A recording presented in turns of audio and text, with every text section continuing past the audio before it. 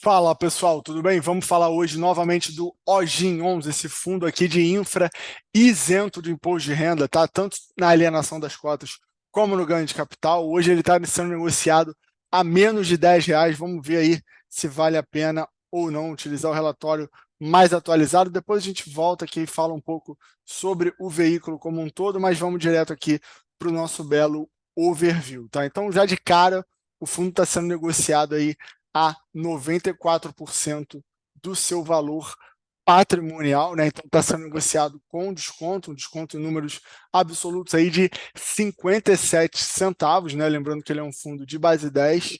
Então, né, é de fato um desconto que, num primeiro momento, já chama a nossa atenção, tá? O fundo também distribuiu aí 13 centavos por cota, tá? O que dá o dividend yield anualizado de 18,4% ao ano.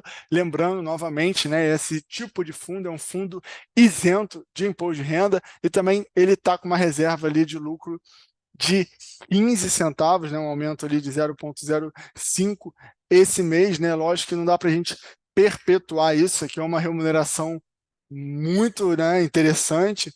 A gente não pode assumir que isso vá se repetir assim constantemente, mas de fato, né, esse desconto, né, faz esse dividend yield também ficar um pouco mais alto, tá certo? Então, o spread de crédito hoje, né, em CDI é de 2,83. A gente vai ver que a maioria dos ativos que ele possui está atrelado ao IPCA, mas ele faz um hedge, então ele faz essa conversão aí para CDI, uma duration de 4,4 anos, tá?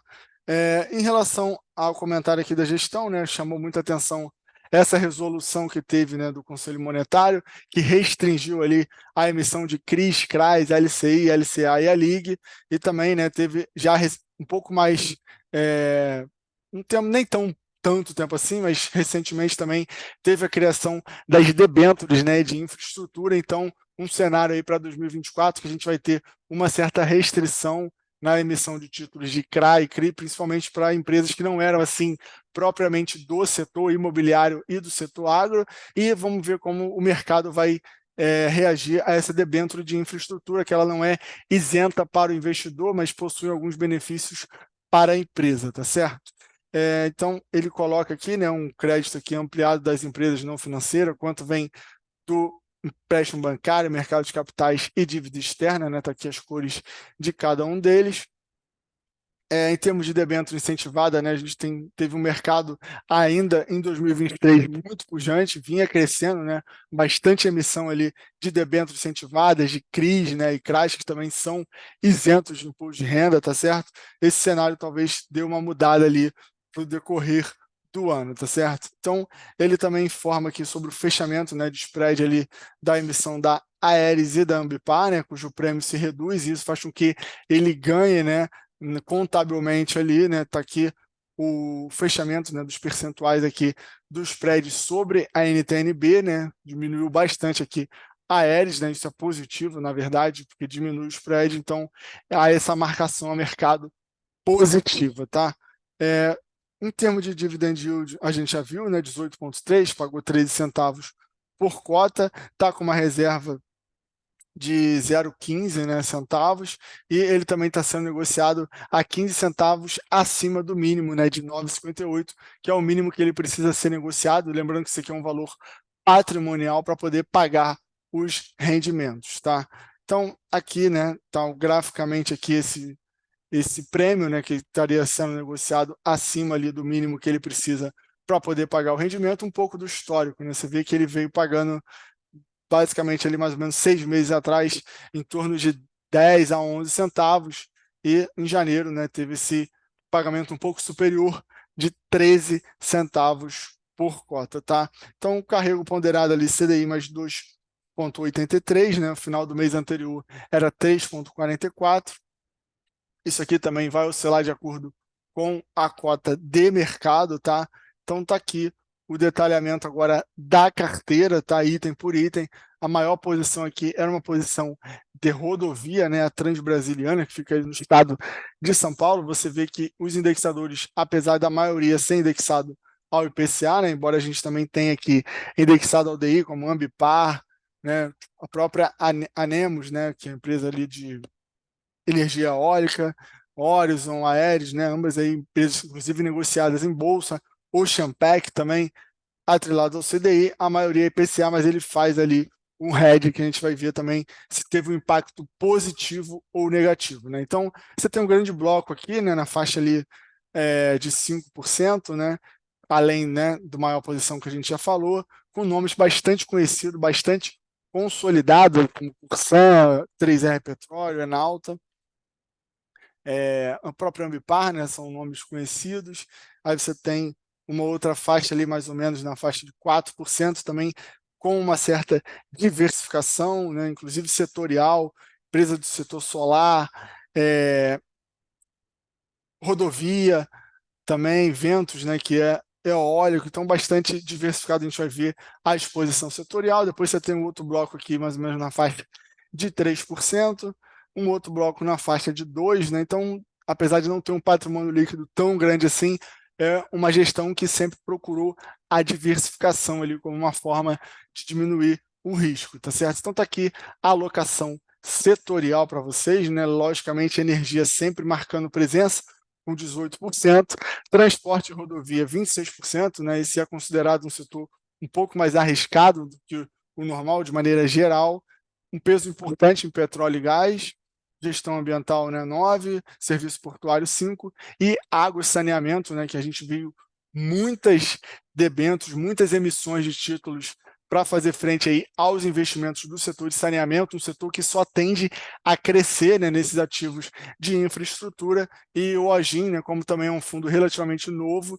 ele já sai ali com uma posição relevante no setor de saneamento, né, que o marco do saneamento também contribuiu bastante para movimentar o setor, tá? Então, em termos de range de crédito, né, que seria a qualidade do crédito desses ativos, quase todos eles, né, são ali de A para cima, né? Ele não trabalha ali com títulos menores que A, que seriam já uma boa classificação de crédito, né?